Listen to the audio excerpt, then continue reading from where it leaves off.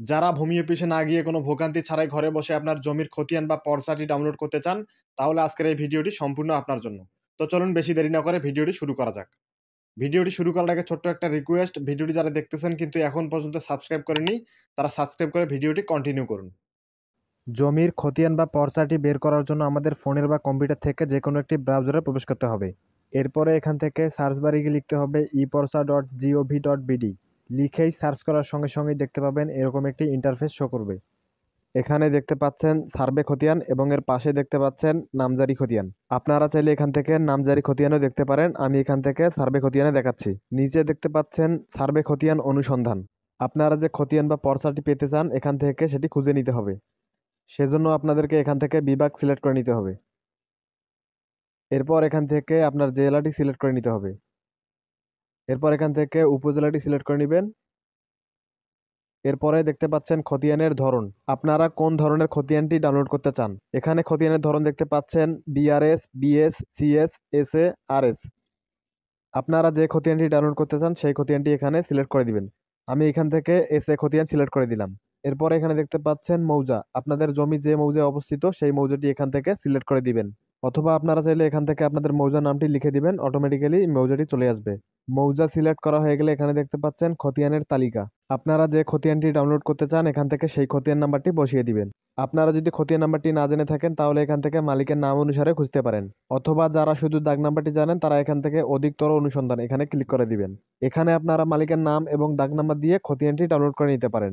আমার যেহেতু খতিয়ান নাম্বারটি জানা আছে, আমি এখান থেকে খতিয়ান নাম্বারটি বসিয়ে খুঁজুনে ক্লিক করে দিলাম। খুঁজুনে ক্লিক করার সঙ্গে সঙ্গে দেখতে পাবেন আপনাদের খতিয়ানটি চলে আসবে।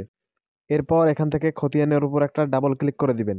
ডাবল ক্লিক করার সঙ্গে সঙ্গেই দেখতে পাচ্ছেন খতিয়ানের দাগ নাম্বারটি দেখা যাচ্ছে। আপনারা যদি খতিয়ানের বিস্তারিত দেখতে চান তাহলে এখানে বিস্তারিততে ক্লিক করে দিবেন। আমরা যেহেতু খতিয়ানটি ডাউনলোড করব সেহেতু আমরা এখান থেকে খতিয়ান আবেদন এখানে ক্লিক করে দিব। খতিয়ানটি ডাউনলোড করার জন্য আমাদেরকে এই ছোট্ট আবেদন ফর্মটি পূরণ করতে হবে। সেজন্য আপনাদেরকে আপনার জাতীয় পরিচয়পত্র নম্বরটি এখানে ইংলিশে লিখে দিতে হবে। এখানে আপনাদের প্রশ্ন থাকতে পারে যে কার জাতীয় পরিচয়পত্র নাম্বার দিব। আপনি এখানে যে কোনো কারো জাতীয় পরিচয়পত্র নাম্বার দিয়ে ডাউনলোড করতে পারেন। ভূমি অফিস জাস্ট প্রমাণের ক্ষেত্রে এই তথ্যটি চাচ্ছে, যাতে করে তাদের কাছে প্রমাণ থাকে যে কে এই পর্চাটি ডাউনলোড করছে। জাতীয় পরিচয়পত্র নম্বরটি দেওয়া হয়ে গেলে এখান থেকে জন্ম তারিখটি জাতীয় পরিচয়পত্র অনুযায়ী বসিয়ে দিবেন। এরপর এখানে জাতীয় পরিচয়পত্র নম্বর অনুযায়ী নাম ইংরেজিতে ভালোভাবে লিখে দিতে হবে। নাম বসানো হয়ে গেলে আপনাদের ফোন নাম্বারটি এখানে বসিয়ে দিবেন। এরপরে দেখতে পাচ্ছেন 30+2 এর যোগফলটি এখানে বসিয়ে যাচাই করুন এখানে ক্লিক করে দিবেন। দেখতে পাচ্ছেন সঠিক হয়েছে। এরপর এখান থেকে ওকেতে ক্লিক করে দিবেন। এরপরে নিচে দেখতে পাচ্ছেন ইমেল। আপনাদের যদি ইমেল অ্যাড্রেস থাকে তাহলে দিবেন, না হলে দেওয়ার দরকার নেই। এরপরে এখানে দেখতে পাচ্ছেন ঠিকানা। আপনাদের ঠিকানাটি এখানে ভালোভাবে বসিয়ে দিবেন। ঠিকানা বসানো হয়ে গেলে একটু নিচে গেলে দেখতে পাবেন অনলাইন কপি এবং পাশে সার্টিফাইড কপি। আপনারা কোন কপিটি নিতে চান এখানে সিলেক্ট করে দিবেন। আপনারা যদি অনলাইন কপি নিতে চান তাহলে এখনই নিতে পাবেন।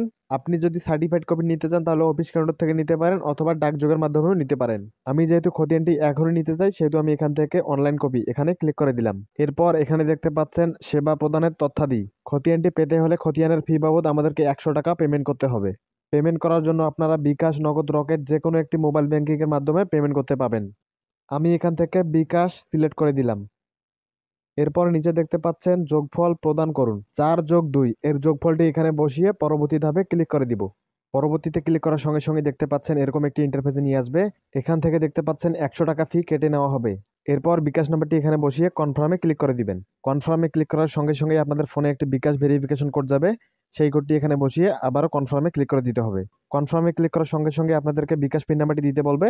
আপনারা বিকাশ পিন নাম্বারটি দিয়ে এখান থেকে কনফার্মে ক্লিক করে দিবেন। পেমেন্ট করা সম্পূর্ণ হয়ে গেলে দেখতে পাবেন খতিয়ান বা পর্চাটি চলে আসবে। আপনারা চাইলে এখন আপনাদের খতিয়ানটি এখান থেকে ডাউনলোড বা প্রিন্ট আউট করে নিতে পারেন। এভাবে কিন্তু খুব সহজেই আপনারা আপনাদের বাপ দাদার বা পূর্বপুরুষের অথবা নিজের জমির খতিয়ানটি ঘরে বসেই পেতে পারেন। মূলত এই ছিল আজকের ভিডিও। ভিডিওটি যদি ভালো লেগে থাকে বা প্রয়োজনীয় মনে করে থাকেন তাহলে অবশ্যই লাইক এবং সাবস্ক্রাইব করে পাশেই থাকবেন। ধন্যবাদ।